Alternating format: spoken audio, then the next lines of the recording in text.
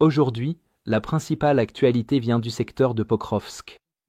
Ici, les Russes cherchent à rétablir la liaison avec leurs forces coupées dans la pointe de Dobropia, espérant sauver la situation et exploiter une percée en profondeur derrière les lignes ukrainiennes. Cependant, comme le corps d'armée Azov n'a pas perdu de temps, les forces russes encerclées étaient déjà en train d'être anéanties, alors que deux des unités ukrainiennes les plus efficaces, spécialisées dans les drones et les opérations terrestres, travaillaient ensemble pour repousser la horde russe arrivant du sud.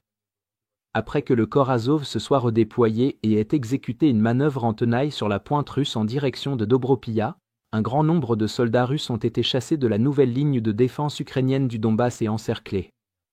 La 93e brigade mécanisée a partagé des images montrant comment elle nettoyait les restes dispersés de soldats russes, utilisant une surveillance serrée par drones et des frappes pour les empêcher de se déplacer à découvert, avant de s'occuper des poches isolées une par une. Après que les soldats russes ont été forcés de se cacher, ils ont mené un barrage concentré avec des systèmes d'artillerie grade intégrés au réseau de soutien-feu de la brigade. L'objectif était de cibler les poches les plus concentrées de forces russes et de les saturer autant que possible avant qu'une attaque terrestre ne soit lancée. L'unité a même partagé des images d'un drone terrestre équipé d'une mitrailleuse de gros calibre circulant dans les rues après que les Russes aient été forcés de se retrancher, tirant dans les bâtiments où les drones avaient détecté une présence russe. Avançant méthodiquement mais avec une grande agressivité, les Ukrainiens ont nettoyé les poches de résistance russes, capturant de nombreux prisonniers de guerre et hissant fièrement le drapeau ukrainien ainsi que les drapeaux de leurs unités dans les zones libérées, la 79e et la 82e brigade d'assaut aérien menant l'offensive à Zoloty Kolodiaz, contrairement au premier rapport qui attribuait l'action au seul régiment d'Avinci.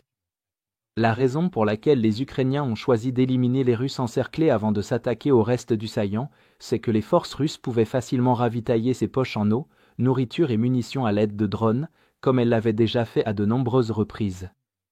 Éliminer ces poches avant que les Russes ne puissent mettre en place une ligne de ravitaillement aérienne permettait de supprimer la menace à l'arrière des Ukrainiens, ce qui permettait ensuite à d'autres unités de progresser plus au sud et d'achever le reste du saillant russe.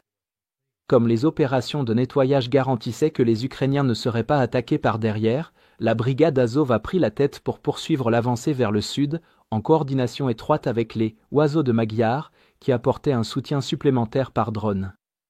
L'objectif principal était de couper une autre partie du saillant russe, avant de descendre vers le sud et de consolider le contrôle sur la zone grise que l'Ukraine avait précédemment établie au niveau des traversées de la rivière.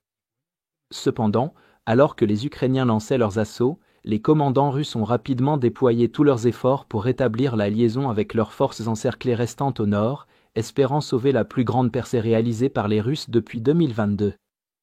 Malheureusement pour les Russes, les snipers d'élite de la brigade Azov ukrainienne, associés aux unités de drones les plus efficaces des Oiseaux de Magyar, ont semé l'enfer sur les soldats russes en progression.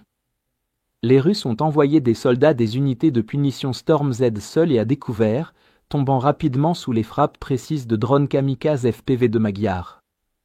Les tentatives des forces russes pour fournir un appui-feu ont également été rapidement anéanties, les drones d'observation du corps Azov ayant repéré le grade en train de se mettre en position et l'ayant immédiatement détruit avant qu'il n'ait eu le temps de tirer. Bien qu'aucune vidéo montrant les snipers en action ici n'ait encore été publiée, les snipers d'Azov ont été félicités par leur commandement et ont reçu des médailles pour leur bravoure, notant que le travail de leurs tireurs d'élite ne peut être reconnu que par l'ennemi, souvent tués avant même d'avoir eu la chance de se cacher. Globalement, les chiffres récents publiés par le ministère ukrainien de la Défense indiquent un taux de perte encore plus élevé qu'estimé auparavant, avec 910 soldats russes tués, 335 blessés et 37 faits prisonniers de guerre.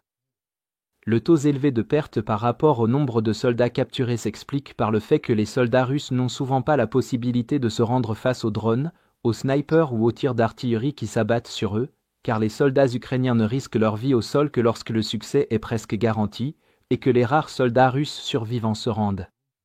Le commandant en chef des forces armées ukrainiennes, Oleksandr Syrski, s'est même rendu en personne dans le secteur, félicitant les commandants ukrainiens pour leur gestion pratique et rapide de la situation. Au final, cette percée russe était une manœuvre désespérée et risquée de la part des Russes, car avancer mètre par mètre à travers les lisières de forêt n'était pas assez rapide pour satisfaire la direction politique. Depuis novembre 2022, les Russes se battent depuis plus de 1000 jours de guerre, Et malgré les assauts blindés massifs observés tout au long de cette période, les Russes n'ont capturé que moins de 20% de territoire ukrainien supplémentaire, et il est désormais clair que l'époque des assauts blindés massifs est bel et bien révolue.